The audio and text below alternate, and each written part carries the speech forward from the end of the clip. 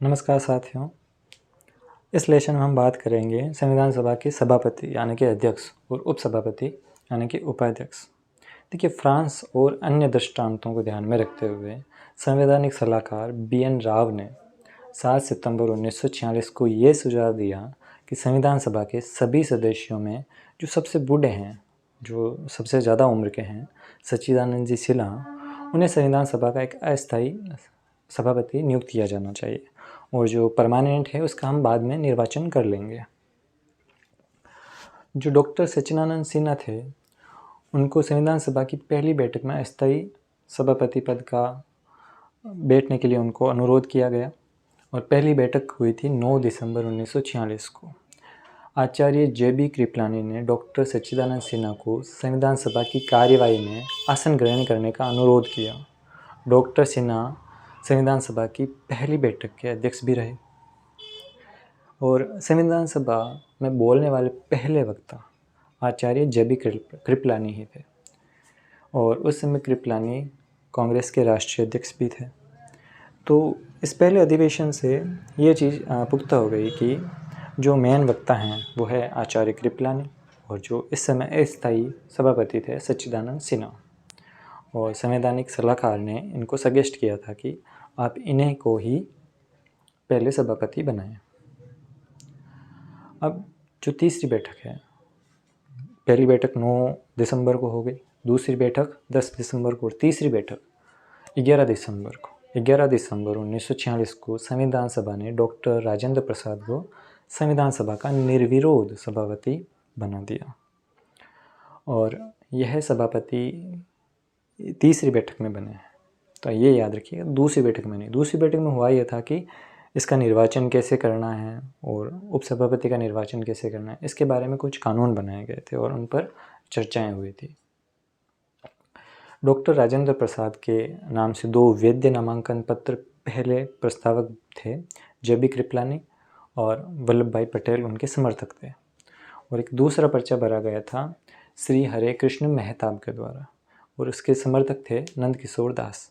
देखिए, पर्चा था कि पर्चा एक ऐसी चीज़ है कि आप पर्चे में कि मैं प्रस्ताव लाता हूँ कि आप इनको सभापति बनाएं और मैं एक समर्थक के साथ में आता हूँ, वो मेरा समर्थन करता है कि हाँ इसको बनाया जाए।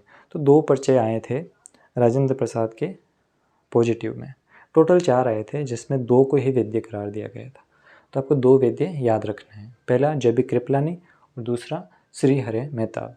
पहले के समर्थक थे वल्लभ भाई पटेल और दूसरे पर्चे के समर्थक थे नंद किशोर दास। और जो 2 पर्चे थे जिनको अवैध घोषित कर दिया गया था वो थे तो इन्हीं की मांग के साथ में कि आप राजेंद्र प्रसाद को सभापति बनाएं, लेकिन उन्हें रिजेक्ट कर दिया गया था। एक तो थे श्री प्रकाशम और एक डॉक्टर श्री राधाकृष्णन।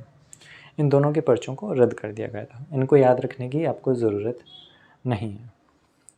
11 दिसंबर 1946 को जो पहले अस्थायी सभापति थे सच्चिदानंद जी सिन्हा, उन्होंने घोषणा की कि स्थायी सभापति पद के लिए केवल एक ही नाम सामने आया है और उसे निर्विरोध रूप से सभा में घोषित करते हुए उनको चुन लिया गया।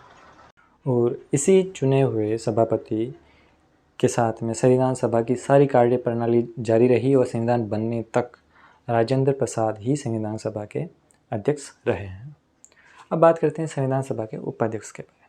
संविधान सभा ने 9 दिसंबर 1946 को सच्चिदानंद सिन्हा को तो बना लिया था और इसी के साथ में उपाध्यक्ष बनाया था फ्रैंक एंथनी को। वो भी मनोनीत ही थे जैसे कि सच्चिदानंद सिन्हा। और संविधान सभा के नियमों के अनुसार तो टोटल 5 उपाध्यक्ष होने चाहिए थे और लेकिन पहले SC मुखर्जी बने थे चुनाव होके 25 जनवरी 1947 को। देखिए, निर्वाचित पहला कौन था? HC मुखर्जी। और जो पहले मतलब एक नाम निकालना था कि एक सभापति है और एक उप सभापति ताकि बैठकें शुरू हो सके। तो पहले तो थे फ्रैंक एंथनी जो कि मनोनीत थे और निर्वाचित थे SC मुखर्जी जिनका निर्वाचन हुआ 25 जनवरी 1947 को। और 16 जुलाई 1947 को संविधान सभा में 2 उपाध्यक्षों की घोषणा की गई थी कि अब 2 उपाध्यक्ष रहेंगे, क्योंकि पार्टीशन की वजह से चुनाव वापस भी हुए, काफ़ी सदस्य इधर उधर हो गए और इसी के कारण फिर खुद थोड़ा इसमें करेक्शन किया था। जो कैबिनेट मिशन में तो कहा गया था कि 5 उपाध्यक्ष होने चाहिए, लेकिन बाद में करेक्शन करके नियमों में 2 ही रखा गया। तो इसमें थे एक तो एस.सी. मुखर्जी और दूसरे थे कृष्णमाचारी, वी.टी. कृष्णमाचारी। देखिए, वी.टी. कृष्णमाचारी वही है जो संविधान सभा में सेकंड सबसे ज़्यादा बोले थे। सबसे ज़्यादा बोलने वाले हैं भीमराव अंबेडकर, और उसके बाद में अगर सबसे ज़्यादा कोई बोले हैं तो यह है वी.टी. कृष्णमाचारी। विभाजन के कारण एस.सी. मुखर्जी संविधान सभा के सदस्य नहीं रहे, लेकिन पुनर्निर्वाचन होने के कारण वो वापस इसके सदस्य बन गए। संविधान सभा के पहले मनोनीत उपाध्यक्ष अब कौन रहे थे?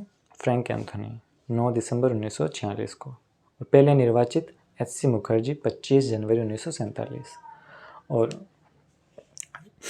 संविधान सभा में उनकी एंट्री भी 20 जनवरी को ही हुई थी, मतलब 7 दिन पहले ही उन्होंने संविधान सभा को ज्वाइन किया था एस.सी. मुखर्जी ने। भारत विभाजन के कारण संविधान सभा ने अपने नियमों को बदला और 2 उपाध्यक्ष का प्रावधान किया। तब श्री B.N. खरे, जो कि अलवर से थे, उन्होंने सुझाव दिया कि 2 उपाध्यक्ष होंगे जिनमें से एक राज्यों का प्रतिनिधित्व करना चाहिए, देसी राज्यों का, कि प्रांतों से ही दोनों नहीं होने चाहिए। इसलिए कृष्णमाचारी को सेलेक्ट किया गया था। एस.सी. मुखर्जी थे प्रांतों से और देसी राज्यों से थे कृष्णमाचारी।